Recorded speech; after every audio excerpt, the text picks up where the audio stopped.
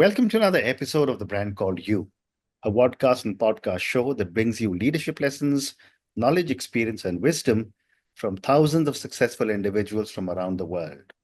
I'm your host, Ashutosh Garg, and today I'm delighted to welcome a friend, an author, and a fellow member of the YPO from Thailand, talking to us today from her home in France, Karen Schur-Narula.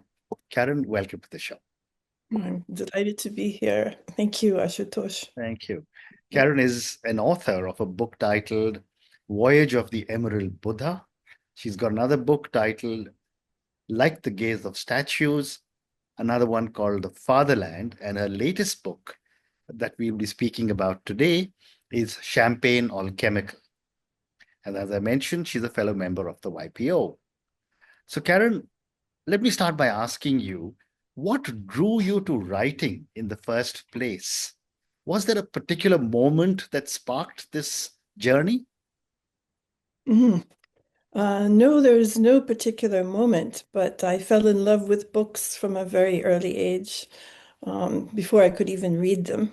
And I think that definitely contributed to it because I think, I mean, as we all know, books can take us to faraway lands. They can take us into time periods, both past and present and future.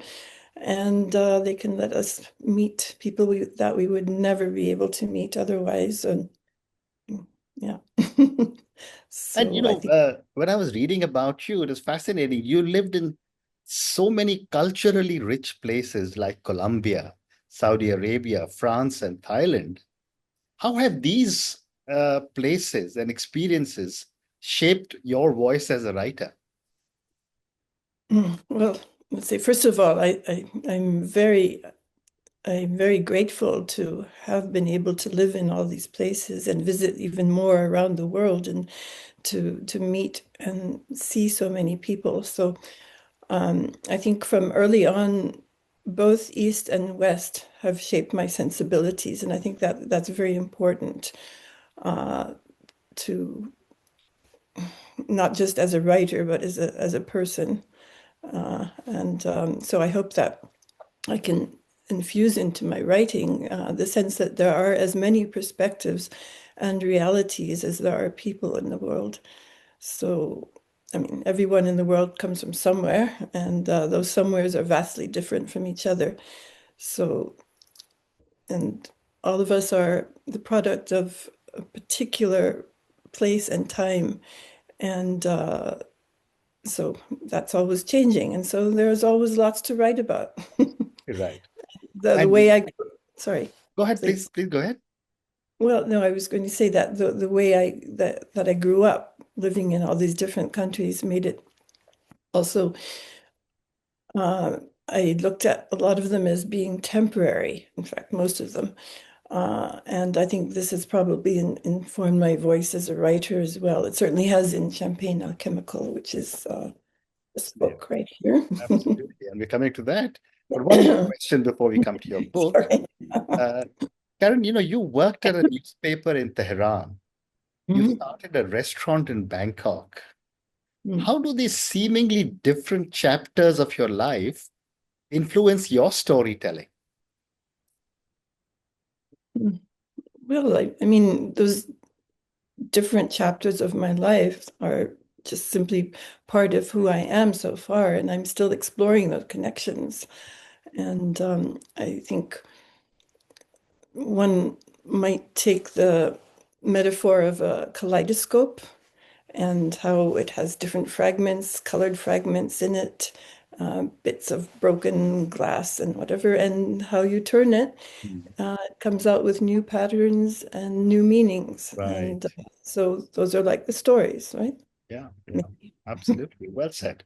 So let's come to your book, Champagne Alchemical. The title is incredibly evocative. How did you come up with the title, and what layers does it suggest?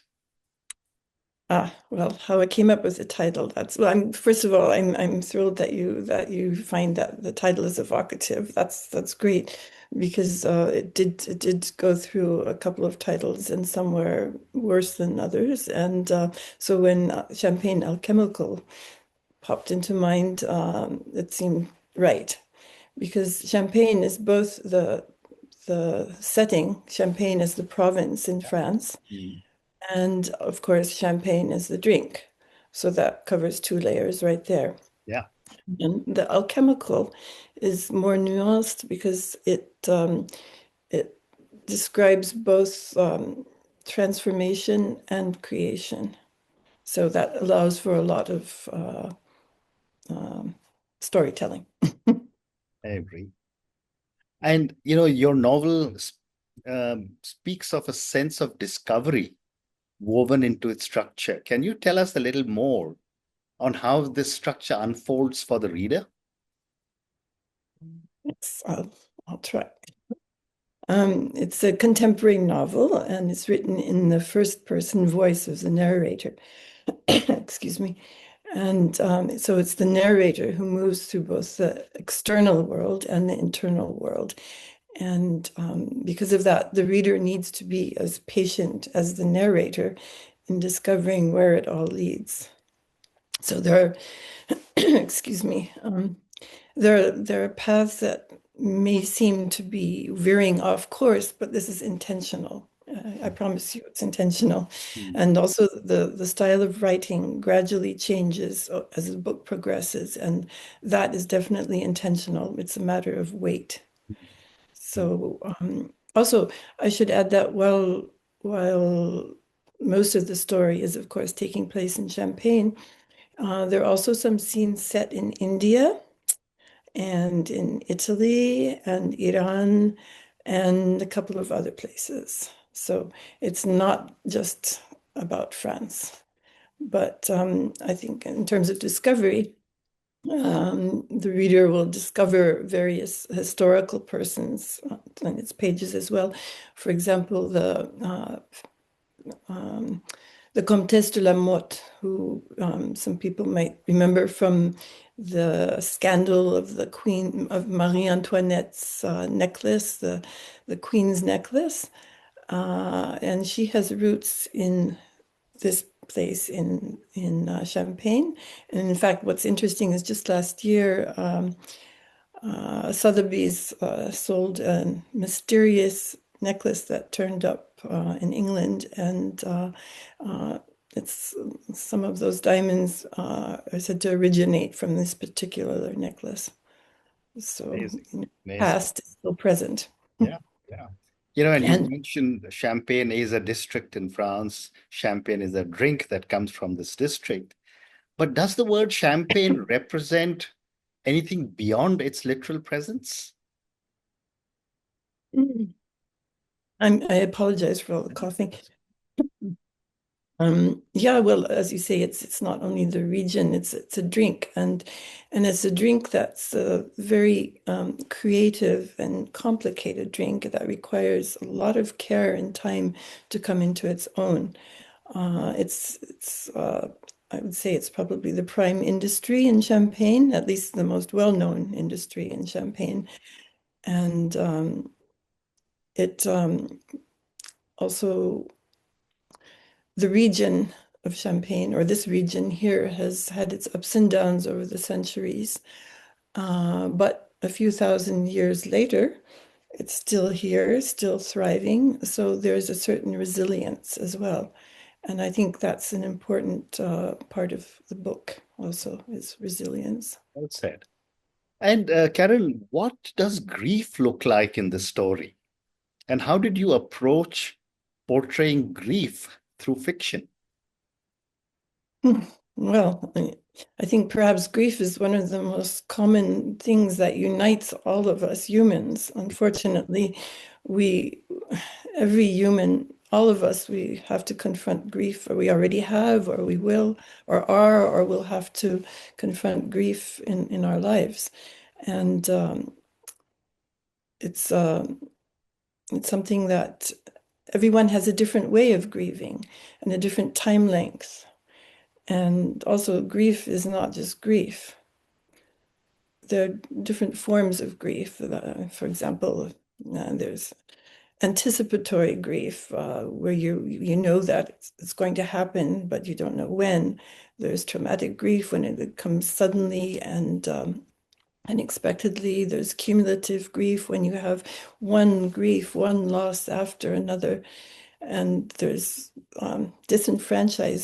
different disenfranchised grief, which is, I think, a very hard one because it's grieving where you're grieving about something that society as a whole doesn't agree that that's worth grieving about. So it becomes a very, maybe even secretive grief. And then, of course, there's ambiguous grief where you never know when the loss actually began. You know, it's gone, but you don't know when it disappeared. And there are different types. Yeah, yeah, yeah. So, yeah. So one of the major elements of Champagne Alchemical is grief, and it manifests itself in different ways, uh, sometimes even in ways that seem inexplicable. And sometimes the narrator is very well aware of grieving, and sometimes it's only the reader who sees it. So I think one of the important themes of Champagne Alchemical is that living with grief can still leave room for loving life. Correct. You know, it's not a one or the other thing. Absolutely. Very well said. My next question for you, Karen, is that you refer to the French philosopher, and I hope I get the pronunciation right, Gaston Bachelard. How did the French philosopher Gaston shape the narrative or the themes in your book? Well, anyone familiar with Gaston Bachelard, you're there. Will likely be interested in learning more about him and his birthplace in Champagne Alchemical, because he was born in this very town and lived here for many, many, many years of his life. Yeah. And he's a philosopher who he began as a philosopher of science and later turned to poetics and managed to join these two seemingly different fields. And so that's one of the very important things about the book. But I won't say more about Bachelard here because I would Yeah, like readers to discover. absolutely. I'm going to ask all our viewers and least readers to go and check out Karen's book. And he's important, very important to the Absolutely. storyline. Yeah. I agree. Thank you. My next question is the blending of history, philosophy, and emotion is intricately weaved into your book. How did you find this balance when you were writing? Uh, well, there have to be those three elements in Champagne Alchemical because writing about aspects of history, whether world events or personal history, it brings forth both emotion and philosophical thoughts. It has to, but I hope that I did find a way to balance the three of them. Okay. So you tell me. Absolutely. Your book also touches on transformation. Was there an alchemical transformation for any character or for you personally through the writing process? Yes. Mhm. Yes. Hmm. So I'll leave it to the readers to discover what the character's Okay, transformation was. fantastic. But as for the second part of your question, Ashutosh, and you as a writer yourself, you know that the writing process is one of Yeah. changing words, of changing meaning, changing outcomes. So it can happen that I'll speak personally, that I learned something unexpected about myself, even as I am the person doing the writing. Yeah. And in fiction, uh, it's sort of strange, but sometimes I can even take on traits of a Mhm. character that I have myself invented. And I find that doesn't last very long necessarily, but it's a strange thing. Mhm. Yeah. Mhm. So, yeah. Yeah. So one more question relating to Champagne Alchemical, and then a few questions for you about your other books. What do you hope readers will take away from Champagne Alchemical, emotionally, intellectually, and maybe spiritually? Well, my sincere hope is that the readers will be emotionally satisfied, yeah, and intellectually piqued, but piqued with Pique, Yeah, not Peak, yeah, yeah. And spiritually, I would think just move to be aware or more aware of not only themselves, but of the world around us, because we are all a part of the world around us. yeah, Yeah. yeah. It's- Absolutely. Well said. So I've got a few more questions for you about your other books. Mhm. The first question is, let's talk about Fatherland. What inspired you to tell Lily's story from the This is perspective? There you are. There's the book. What inspired you to tell Lily's story from the perspective of someone swept up in rather than resisting the Nazi regime? Yeah, well, that began with my reading a book by the Canadian author James Buck called Other Losses. And this book was about American prisoner of war camps in Germany after World War II. The conditions in some were truly appalling. And well, in one way, it was quite understandable or horribly understandable, given what had just been revealed or exposed to the world. In another way, the moral implications were really disturbing. So I began to write a novel that would look at how such a prisoner of war camp came into being. But quite soon it became obvious and much more pertinent to explain even further back. It's like, how could something like the Third Reich have come into being? Mm, Who were the people that allowed it to continue as long as it did? mm, And why did why did so many people willingly participate? mm, So writing about someone who was resisting all that wouldn't shed enough light on the how and why. So it had to be from the perspectives of someone who was seduced into believing that it was good that the Nazis were creating a nation supposedly great for the Germans, mm, but at the expense of morality. mm. There were too many possible stories to write. Remember, each one of us has a Yeah, story, yeah. but I only needed to write one, and that even that one was very hard because I had to put myself into Lily's head. Amazing. In your other book, Like the Gaze of Statues, your stories span countries and deeply human experiences. How do you find the heart of a story in such diverse settings? Um, Well, aside from one small story about some women who were interacting with humanoid robots in a cocktail lounge, all my stories have been about humans. Years ago, I did try my hand at writing a story about a cat, but I think, well, I gave that up very quickly because I think Uh-huh. writing a good children's book is one of the hardest things to do ever. So, in any case, no matter in what land the fictional characters in my stories live, they all feel and think and need and want, and they carry their stories within themselves. It's sort of my task or my privilege as a writer to coax it out into my imagination.